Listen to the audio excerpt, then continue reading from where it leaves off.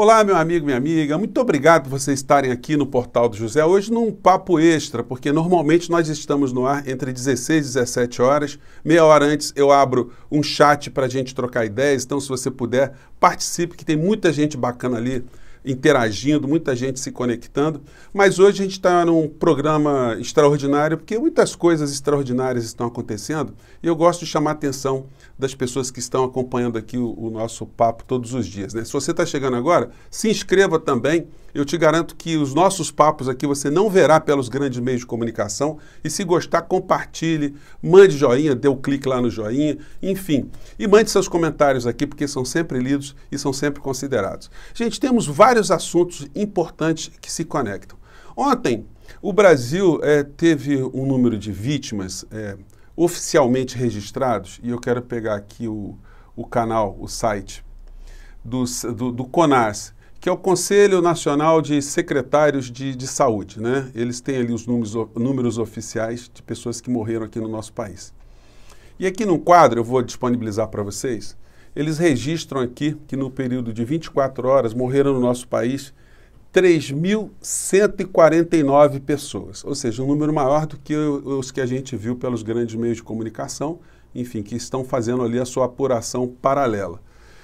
Alguns números aqui foram acrescentados para chegar a esse número de notificações anteriores que não haviam sido registradas, mas o fato é que a gente teve esse número escabroso aqui no nosso país. Esse número superou o atentado das Torres Gêmeas no dia 11 de setembro de 2001, né? É uma coisa assim que chocou o planeta e a gente está tendo todo dia aqui no Brasil o 11 de setembro. Só que o Osama Bin Laden brasileiro, ele mora no Palácio do Planalto, né? Ele está lá no Palácio do Planalto.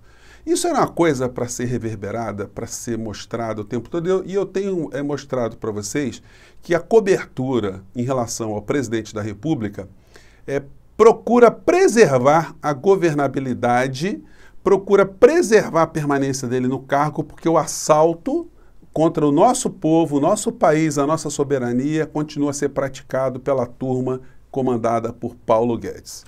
Isso tudo está sendo confirmado hoje por um editorial dos grandes jornais, né? Para a gente saber como é que os jogadores desse grande xadrez que movimenta as peças aqui no nosso país, a gente tem que ir aos meios de comunicação, a forma com que eles se expressam. Então, nada melhor que você ler os editoriais, que são dos donos, normalmente dos grandes jornais, para a gente entender o que é que eles estão pensando, o que eles estão fazendo. Então, hoje eu quero compartilhar com vocês como a estratégia que é oculta para muita gente, mas que aqui a gente já revelou, como ela está em curso e ela faz algum sentido e a gente tem que colocar nossas barbas de molho. O editorial diz o seguinte, eu vou colocar aqui, eu acho que se você conseguir congelar, você consegue ler o editorial todo. Mas eu sublinhei aqui as seguintes partes. Segundo o Datafolha, aliás o título, né? Apesar da queda na popularidade, apoio a Bolsonaro resiste à pandemia. E diz aqui, Datafolha, 54% afirmaram rejeitar a forma como o governo enfrenta a pandemia. Maior número desde que se fala em coronavírus. Gente, 54% afirmam rejeitar como o Bolsonaro governa. 54% é nada. Porque diante dos fatos, diante da tragédia, diante da omissão, diante das ações genocidas do presidente da República, aliás, muita gente não gosta que se chame presidente de genocida, então eu tenho utilizado uma expressão que é sinônima, né? O presidente não é genocida, ele é o comandante de assassinatos em massa aqui no nosso país. Isso não é sublinhado todos os dias nos telejornais, porque se fosse, gente, ele não estaria apenas com esse 54% de rejeição. A rejeição estava beirando 90% por conta dos fatos. Essa noite eu estava, inclusive, relendo alguns assuntos relacionados à Segunda Guerra Mundial. Eu tive a oportunidade de conhecer a Polônia, a Alemanha, como funcionaram os campos de concentração, aquele genocídio mesmo que aconteceu ali, né? E me chamava sempre a atenção como é que o povo alemão permitiu que aquelas coisas acontecessem lá, né? Resultado é que as informações eram sonegadas. Tanto assim que quando os americanos eles libertaram alguns campos de concentração, eles praticamente obrigaram as populações das cidades vizinhas ali aos campos de concentração a visitarem os campos de concentração para eles verem o que estava acontecendo ali, para eles observarem o que foi feito com seres humanos ali. O que está acontecendo no Brasil, gente, é que os meios de comunicação eles estão invisibilizando a tragédia da Covid aqui no nosso país. Nós estamos tendo aqui torres gêmeas todos os dias e esse assunto não faz uma conexão entre o resultado e a ação ou omissão do governo federal ou do presidente da República. Gente, qual é o ato que a gente pode levar aqui ao nosso diálogo que o presidente da República realizou para evitar uma única morte no nosso país? Ele fez propaganda para uso de máscaras, que evita mortes? Ele fez propaganda do isolamento? Não, tudo pelo contrário. Ele deu exemplos, não fazendo aglomeração. O que ele fez de fato? O discurso dele foi um discurso de um charlatão recomendando um remédio que nem foi da cabeça dele. Ele reproduziu aquilo que o Trump fez nos Estados Unidos e depois recuou, mas deixou essa manga para o seu subalterno aqui do terceiro mundo continuar a chupar, empurrar goela abaixo do povo brasileiro. E o editorial aqui, em dado momento, ele diz: mesmo que os próximos meses tragam a Bolsonaro a pior onda de notícias ruins de seu governo, o inferno astral uma hora acaba.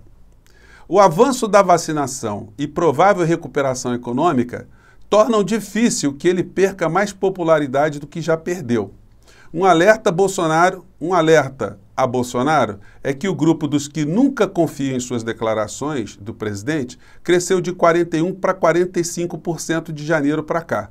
Bolsonaro espera que o novo auxílio emergencial o ajude de novo. Embaixo eles concluem: como mais provável alguma recuperação, não devemos tomar os últimos indicadores como tendência definitiva. Então, gente, o que o jornal está dizendo para a gente? Aquilo que eu tenho falado para vocês o tempo todo. Eles preservam o Bolsonaro porque, na verdade, eles preservam uma ideologia econômica.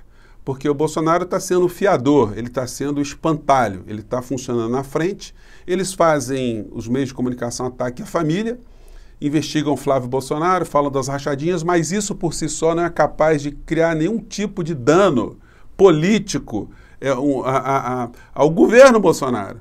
Porque o que cria um dano político é você ingressar com um pedido de impeachment. Você discutir o que está acontecendo no nosso país, abrir uma CPI sobre a Covid no nosso país. Aí sim, isso pode fazer alguma cócega.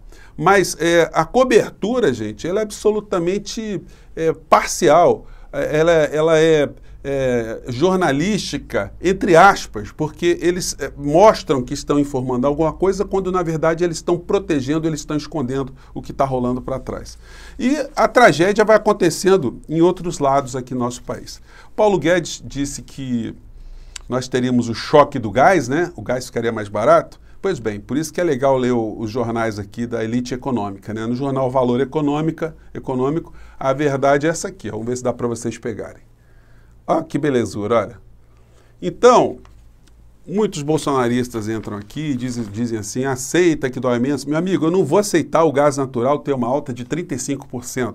Eu só posso chamar você de cúmplice de genocídio, ou se você não gostar, cúmplice de assassinatos em massa. Você é uma daquelas pessoas que deveria ser pega por um soldado americano e levar você até um campo de concentração. Aqui no Brasil, alguém deveria pegar você e levar para dentro de um hospital, para a porta de um hospital onde estão as famílias ali ajoelhadas, rezando por um milagre. E levar você para conversar com as pessoas que perderam parentes por conta dessa criatura que está à frente da presidência do nosso país, que fez com que o vírus se espalhasse aqui no nosso país como nenhum outro lugar está se espalhando.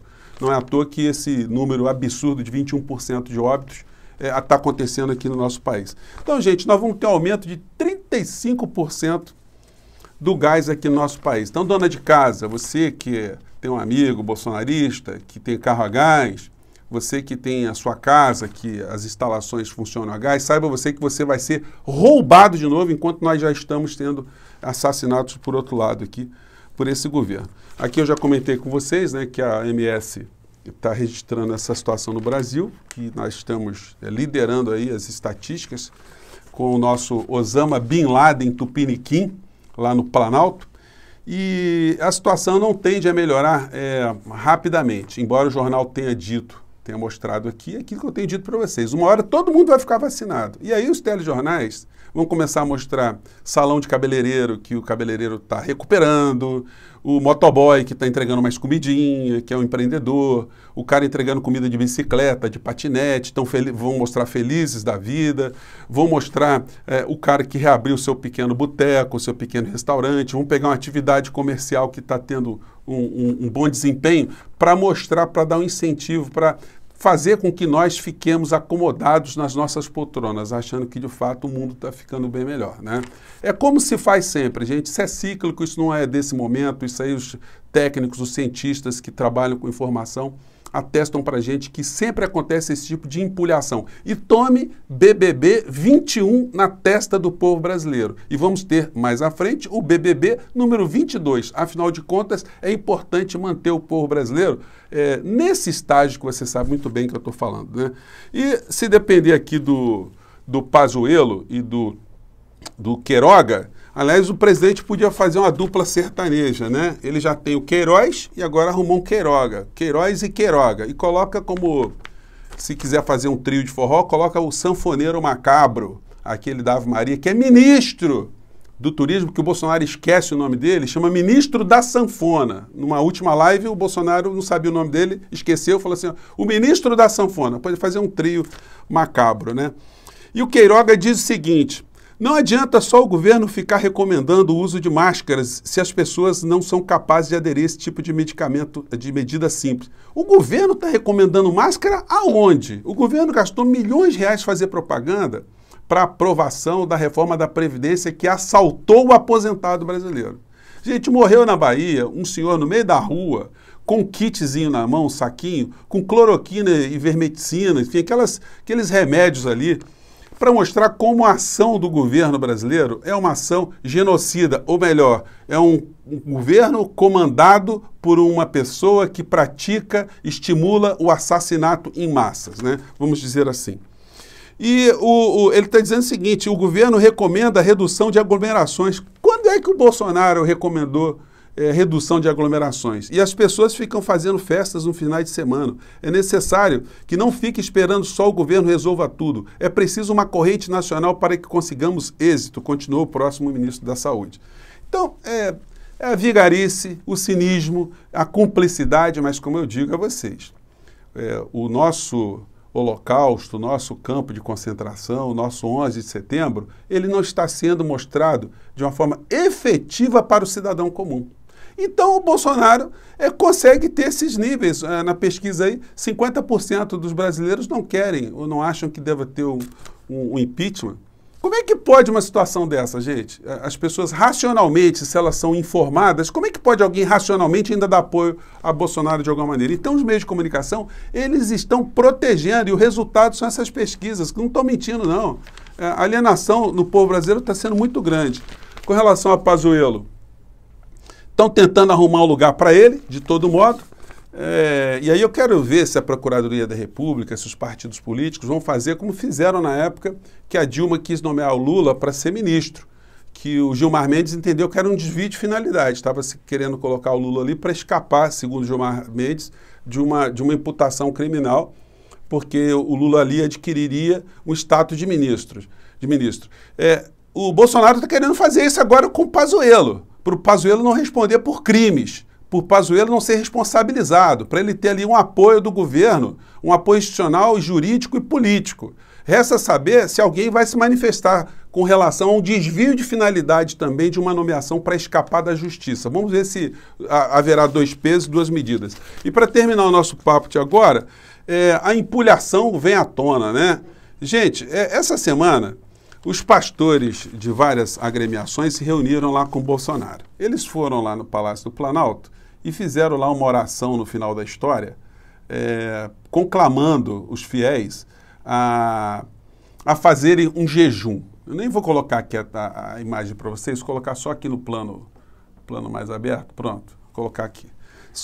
Foram lá fazer as orações, né? Mas eles foram pedir jejum, era esse o papo, inclusive o seguinte, gente, no dia dessa reunião aqui com os bispos, pastores evangélicos, o Bolsonaro ficou 2 horas com eles e apenas meia hora com o futuro ministro da Saúde. Eu comentei isso com vocês, para vocês verem a desproporção que os assuntos são tratados.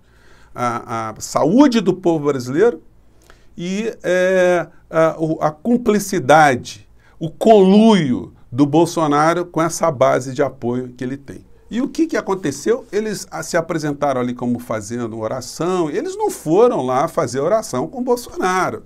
Eles foram lá para conseguir esse perdão aqui, ó, de 1,4 bilhão de reais. Um dos maiores beneficiados foi o pastor Valdemiro, aquele que vende feijão contra a Covid, né?